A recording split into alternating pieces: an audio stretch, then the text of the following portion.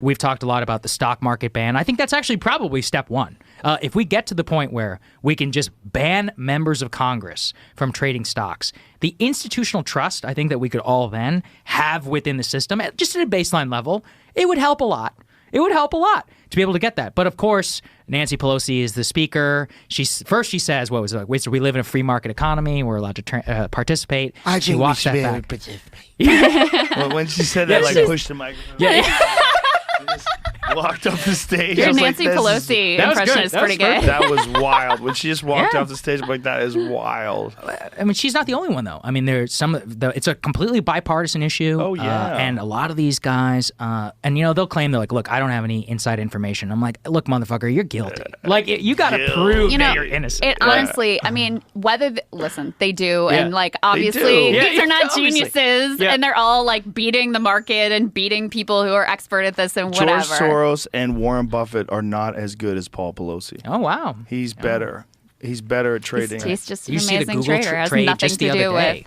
Right before the antitrust suit was filed, it sold like $3 million. And once again, you're just never going to convince me that you didn't know about that. You're just not going to. Yeah, but she knew. Okay, let's theoretically say, all right, we believe it. They didn't use their inside information. It almost doesn't matter. Yeah, it doesn't. Because ultimately, the bottom line is people fucking think that you use your information and, are benefiting from it. And by the way, when you look overall, you could look at any individual trade and be like, oh, maybe not, who knows?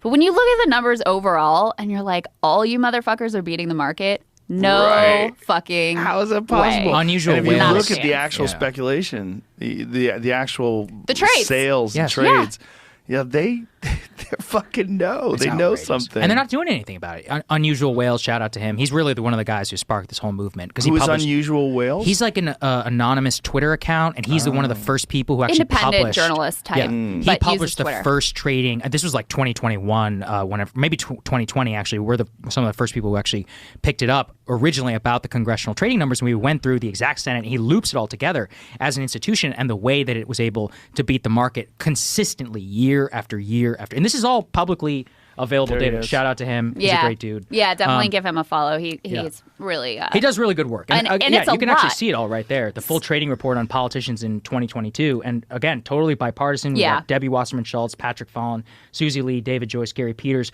All look at the blue and the red there, all within the graph. And you can even see, look, it's everybody.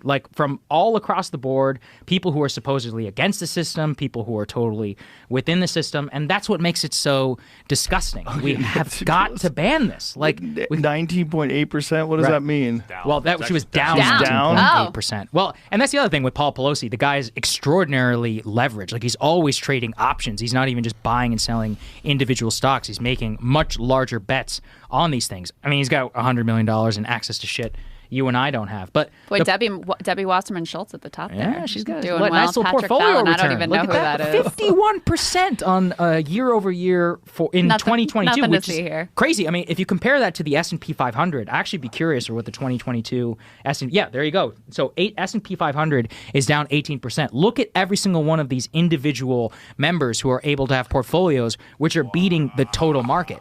It's just outrageous. Pelosi's off her game, though. Yeah, look at she's that. actually off her game. Yeah. Seems like they threw just because everybody was onto their shit. Yeah. Fucking threw But look at the red and blue. Exactly. It's bipartisan. Yeah, 100%. Completely. And the top 100%. is red. Mm-hmm. Well, this is a story of hope, and it's very depressing because there was a whole grassroots movement to be bipartisan. The Republicans were pissed off about Pelosi and the Democrats were pissed off about the Republicans. So everybody was like, all right, this is fucked up, right? Any thinking person who cares about the country would be like, this is fucked up. Why are we doing this?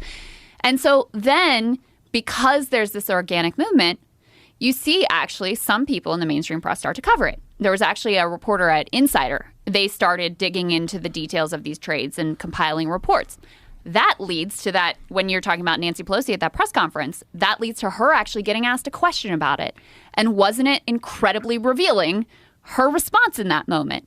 That leads to a backlash. Kevin McCarthy sees an opportunity with Republicans about to take it. He starts posturing if Republicans take the House, we're going to do the stock ban. Of course, they haven't said shit about that since then. Pelosi actually feels some pressure, all right, we're going to try a thing. And they sort of poison pill that to make sure it doesn't happen too. And that's where it's a mixed bag because you're like, all right, we got it on the menu. There was a lot of pressure. Politicians heard it. They had to do something. But then both parties, again, found ways to just completely, let the issue slide and not actually have to change anything. That is an independent media story, though, because that's one of those where that guy published it. We started talking. This is not just us. This is a lot of people. Dave Portnoy, there's a lot of other people out there who've talked about it. A lot of independent media, people like you have also brought it up. That kind of put it in the pop culture conversation. You got TikTokers out there doing Pelosi trades. Like, they have huge accounts where Gen Z and millennials are totally bought into how corrupt the system is. That floats upward with the outrage. Insider picks it up. And President Biden actually originally had a line in his State of the Union just last year where he was going to endorse a congressional stock trading ban. The line was pulled at the very last minute. Whoa. Of all the things, you listen to their State of the Union, it's like a laundry list of checking the box on every fucking thing. 25 check boxes. And that's the line. That's the line that gets pulled. Amazing, right? At whose request? That's a great question.